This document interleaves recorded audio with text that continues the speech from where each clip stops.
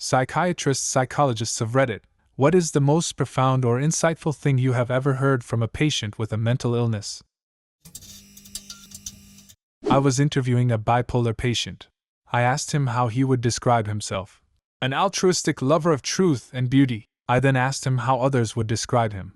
Bit of a cunt, probably. It doesn't take talent to practice. Therapist here. I was working with a defiant teenager, and sports was his only outlet. He had big dreams of being in a professional league, but knew he was horrible at it. I thought his statement was really inspiring. I think about it often when trying new things.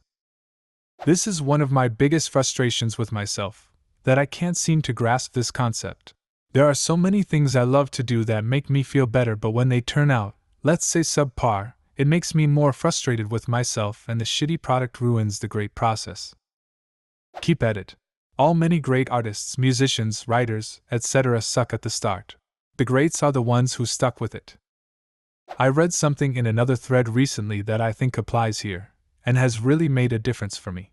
The person said that they had a parent, or mentor or something who told them that everyone has 500 bad pieces of art in them. You just need to get those 500 out of your system before the good stuff starts coming. I think this applies to way more than art. Had a client with general anxiety disorder. She explained the feeling as if she tripped in the moment where you don't know if you are going to catch yourself or not is how she felt all day long. Also, if any of you all feel this way, go speak to a counselor. Living like this is extremely hard and you deserve a better life, even if you don't believe that yourself. Very good description. I once tried to explain it to a friend and only got as close as, when you tap your pocket to get your wallet, and it is not there, but as they said, all the time. You know when you're sitting on a chair and you lean back so you're just on two legs and you lean too far so you almost fall over but at the last second you catch yourself?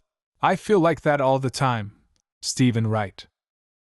Child with autism who was struggling with her difficulty making and keeping friends. It's okay if I don't have any friends. Having friends makes you happy, but it doesn't make you a good person. You know who was really popular? Hitler. This girl was so lonely and it was causing her so much pain, but she still managed to see the difference between being popular and being good. We made a project of finding examples of unpopular people who did really good and important things. She still has a tough life ahead of her, but I think her attitude will help her be strong. This actually bothers me more than depression. Sometimes when I'm lonely I'm like, even school shooters have friends, what the fuck is wrong with me? You know what I did? I got a dog. Hell, I think that girl needs a dog too. Best friend a girl with autism can have. My dog doesn't know I have anything wrong with me. He just knows when I break down, he needs to come hug me. And he does. And I feel better. He keeps me safe. He's always there for me. My dog doesn't think the shit I say is idiotic. My dog doesn't care when I ramble on for 2 hours about something I just learned about a dinosaur or something else nobody cares about. My dog unconditionally, truly, and purely has dedicated himself to making me happy. And in turn that's what I get to do. We provide for each other. I'm 30 now. I have managed a few friends here and there, but they're all very far away. Thanks, internet. But my dog crashed out under my computer chair at my feet, waiting for me to move just slightly so he can follow me around the house like the adoring boy he is. That's the only friend I need. A patient recovering from body image issues told me, we spend our whole lives trying to get to a certain place or acquire certain things so that we may be happy. But true happiness is when you realize you are never going to get to that place, or that even when you do you will still be dreaming of a new place or new things. So happiness has to start now, with what we have. Basically sums up the whole message of therapy for me, to be honest. Sounds very much like Buddhist teachings on desire. That the nature of the desire is that it can never, ever be fulfilled, and that attachment to this desire is the root of all mental suffering and anguish. The medication made the voices go away. I'm lonely now. My daughter was experiencing two main hallucinations, the dark man and Leo. The dark man told her to do bad things to herself and other people. He threatened her all the time. Even attacked Leo when she didn't do what he wanted her to do. Leo was a teenage boy around her own age. He was very attractive and caring. He loved her and told her all the good things to make her feel better. She demanded I get her a larger bed so that Leo would have a place to lay down with her, I got her the bed. When offered medication to remove the hallucinations, she refused. She didn't want to let go of Leo. We tried to explain that allowing Leo also allowed the dark man. She still refused. She's much better now, around 3 years later. She's been in therapy and does not take medications. She met a boy who, she says, looks remarkably like Leo.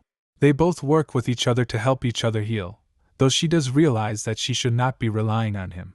She no longer sees either hallucination. But your post made me think of that. I feel like a ghost, walking around unseen in the backdrops of these other happy lives. 56-year-old alcoholic. I'm a recovery specialist, and one time my client said, I guess I missed the transition from when the ground was lava and imaginary friends became schizophrenia. That broke my heart. This actually reminds me of a quote from World of Warcraft. Basically, there's this guy who's called Ramdir the Mad.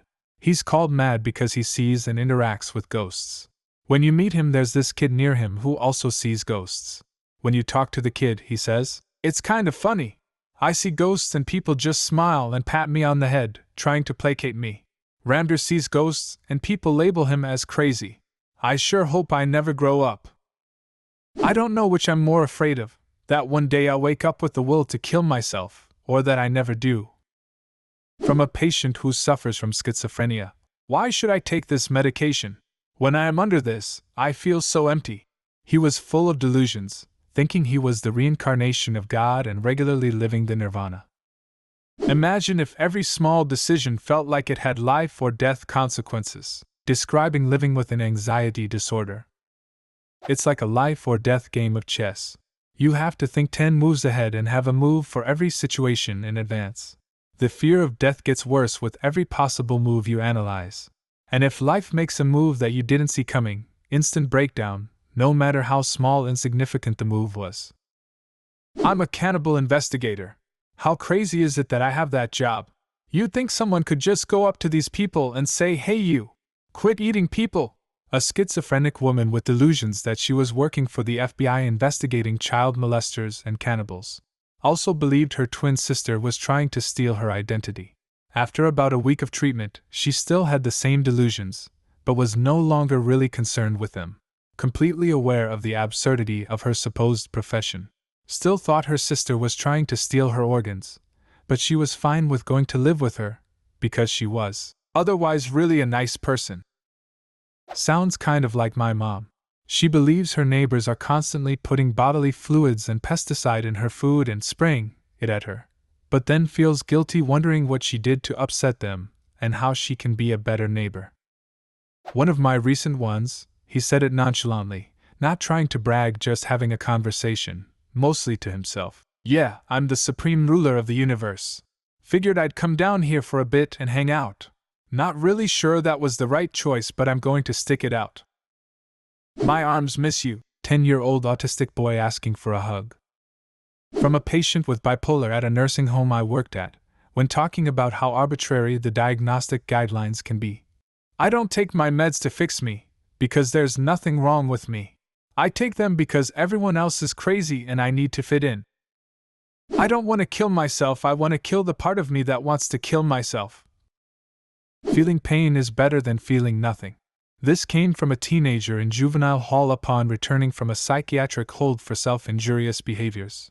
I was part of his treatment team in the hall and had to make the 5,150 call. He explained during our next session that this was the reason for banging his head against a steel door. He couldn't feel anything. No sadness, no joy. Nothing. He needed to feel. He chose pain. This is why I used to self-harm.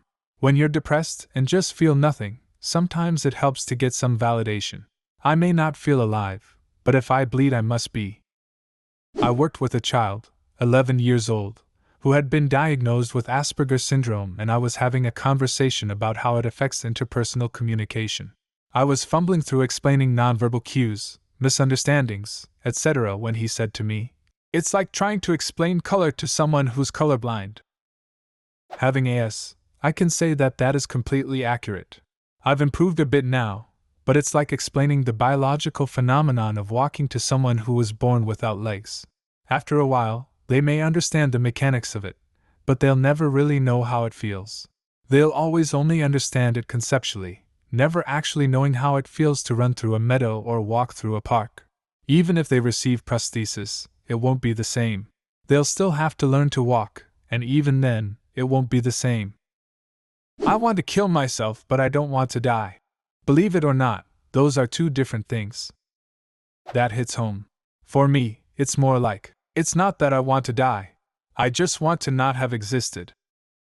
I like you, Jace. I don't care what my voices say about you, said by a client with schizoaffective disorder. Not a direct quote here, because I wanted it to be de-identified, but a late-teen guy with bipolar who I work with said this. I pay attention to myself more than other people. I know that sounds selfish, but it's really not.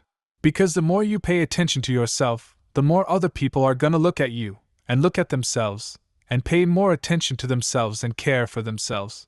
You have to want to live a certain way, if not for yourself then at least for other people. Definitely provided me with a unique way of thinking about how people relate. Oh, I got this one hands down. Back in the early 90s, I was fresh out of my grad program looking for a paid job where I could also get my postdoctoral supervised hours for my license. As you can imagine, opportunities for this are pretty slim. A lot of psychologists go the military route for this and intern at a VA. I ended up at a community mental health center in GA, but not before interviewing at Georgia State Prison, GSP. Psych services at GSP is run by a contracting company. Anyway, there was a woman who was assigned there by the company showing me around that day. From the moment I got there, she stated, "Oh, we got this one prisoner, and as a psychologist you'll be very interested in him. He is crazy." Good, I thought, as I got into this line of work because people are interesting to me, and I don't shy away from crazy. In fact, it's what I do. So anyway, we tour the prison. Every 30 minutes or so she says, "I can't wait for you to meet this guy." The anticipation is building for sure. Side note, almost every male prisoner she talks to is masturbating as she is talking to them. I'm wondering if she knows that. The cells at GSP we are visiting have small rectangular window, and you can't see below waist level, but it's obvious what these guys are doing as she visits them. We finally get to the crazy guy's wing. She points out his cell, and keeps going down the line to check in on each prisoner's mental health status. The anticipation is over the top now, so I sneak away and talk to this guy. He says to me, "Hey man, don't work here. Work anywhere else. You see, this is a prison. Eventually everyone gets treated like a prisoner, staff included. I hear it all the time. Everyone is miserable here. Don't do it." We go on through our day and I meet one person after another, prisoner and staff alike. At the end of the day I tell my wife about it waiting back in the hotel room. I suddenly had a realization the only sane person I spoke to that day was the crazy guy. Do you have a similar story? Leave a comment and subscribe to the channel if you want to see more videos like this one.